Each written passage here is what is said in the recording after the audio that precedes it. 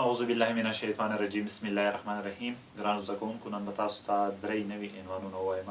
لومړی د متبادلو زاویو پر اساس د دوو کرښو موازیتوب، دوهم متوافقې زاویې او دریم بیا د یوه قاطع خط یوې خواته داخلي متممې زاویې. د دریو واړو د معرفت لپاره د مثالونو څخه کار اخلو.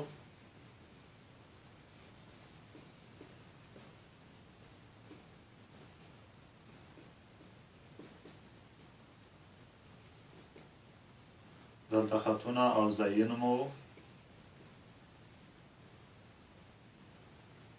په دغه ځای کې دې ته باید پام وکړئ چې د ای اف خط د ای بي او د اف جي خطونو لپاره متقاطع خط دی، ځکه دواړه یې په دغه ټکو کې قطع کړي دي.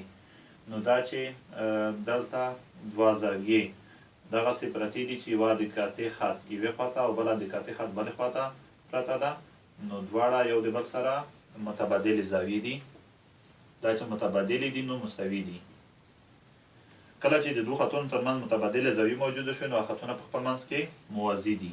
نو لیکلی شو چې د ای بي خط موازي دی د اف جي خط سره. دوهم دا چې د ای اف او د جي خطونو ترمنځ دلته یو اف جي خط متقاطع خط دی، نو د دوه او درې زاویې هم په خپل منځ کې متبادلې زاویې دي.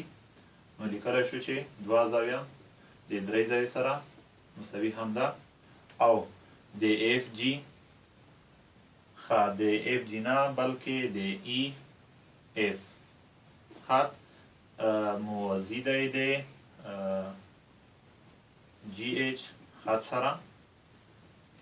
دریم دا چې اف جي او سی ډي خطونو لپاره د جي ایچ خط متقاطع دی، نو د درې او څلور زاویې بیا هم یو د بل سره متبادلې زاویې دي، نو مساوي لیکلی شو. او کله چې دغه دوه زاویې د دغو دوو خطونو ترمنځ متبادلې شوې، نو دا خطونه هم په خپل منځ کې موازي دي. اف جي موازي دی د سی ډي خط سره. نو هیله ده چې په دې باندې پوه شوي وئ چې څه ډول کولی شو د متبادلو زاویو پر اساس د خطونو موازیتوب څرګند کړو.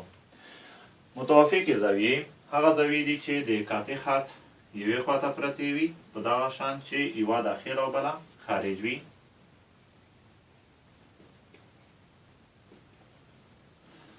لکه په دغه ځای کې دوه او شپږ په خپل منځ کې متوافقې دي، ځکه شپږ داخل ده او دوه بهر ده. داخل په دې معنی چې د کرښو ترمنځ وي، او بهر په دې معنی چې د کرښو څخه بهر وي.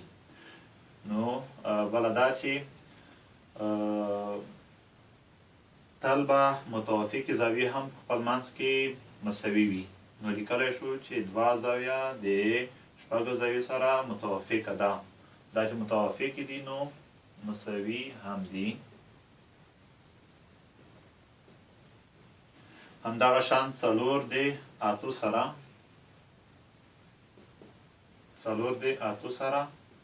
متوافقه ده. همدغه شان یو د پنځو سره. یاد ولرئ چې دغه دا معنی لري چې دغه زاویې هم د دې په شان یو د بل سره متوافقې دي. درې زاویه بیا د اووه زاویې سره متوافقه ده، یا دواړه په خپل منځ کې متوافقې دي. یو بل مثال هم تاسو ته ښایم تر څو متوافقې زاویې ښې وپېژنئ.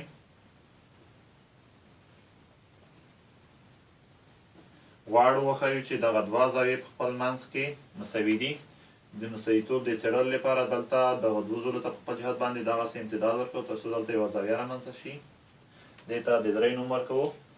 د یو او درې زاویو لپاره دغه خط د یوه قاطع خط په معنا سره دی. دا چې دواړه زاویې د دې خط یوې خواته پرتې دي، یوه داخل ده او بله خارج ده، نو یو د بل سره متوافقې دي او مساوي دي. نو لیکلی شو چې د یو زاویه مساوي د درې زاویې سره ده. د بلې خوا نه دوه او درې زاویې د دې خط یوې خواته پرتې دي. دا خط د دوی لپاره متقاطع خط دی.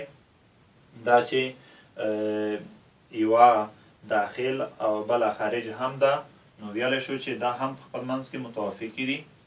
دوه زاویه د درې زاویې سره متوافق هم ده او مساوي هم ده.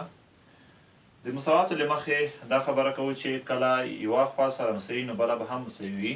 نو ویلی شو چې د یو زاویه مساوي ده د دوه زاویې سره.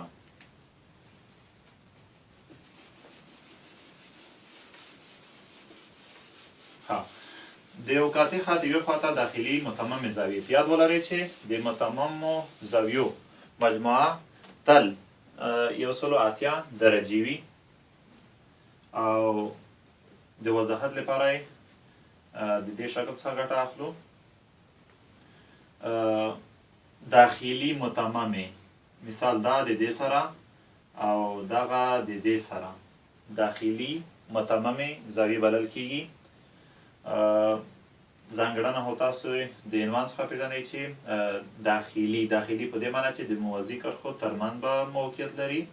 بله دا چې پراخوالی به یې څو درجې وي؟ 180 درجې وي. د دې خبرې د وضاحت لپاره یو بل مثال هم تاسو ته ښایمه.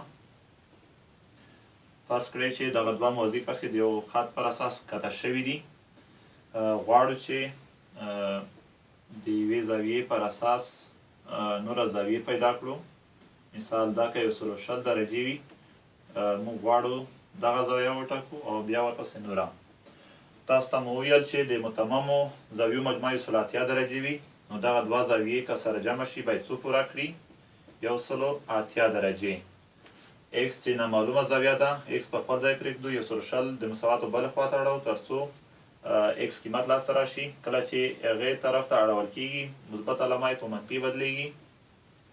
نو دلته که د 180 درجو څخه 160 درجې تفریق شي څو پاتې کېږي؟ 60 درجې. معلومه شوه چې دغه زاویه څو درجې ده؟ 60 درجې. اوس کولی شو نوره زاویه هم وټاکو. مثال دغه به هم څو درجې وي؟ 60. ځکه چې دا د دې سره متقابل براس ده. همدغه شان دا به څو وي؟ 120. ځکه دا هم د دې سره متقابل براس ده. د مستقیم خط د زاویې پراخوالی 180 درجې وي، نو دا چې دلته دا 160 درجې ده، نو پاتې زاویه به یې څو وي؟ 60. دا د دې سره متقابل براس ده، نو دا به هم څو وي؟ 60. اوس دلته دا چې 60 درجې ده، دې لپاره چې 180 درجې زاویه لاسته راشي، دلته به پاتې زاویه څو درجې وي؟ 160 درجې. دا چې دا د دې سره متقابل براس زاویه ده، نو دا به هم څو درجې زاویه وي؟ 160 درجې. وروستی خبره دغه په یاد ولرئ چې که د دوو خطونو ترمنځ یا متبادلې زاویې وي او یا متوافقې زاویې وي او یا داخلي متممې زاویې وي، په درې واړو حالتونو کې به هغه دوه کرښې په خپل منځ کې موازي وي.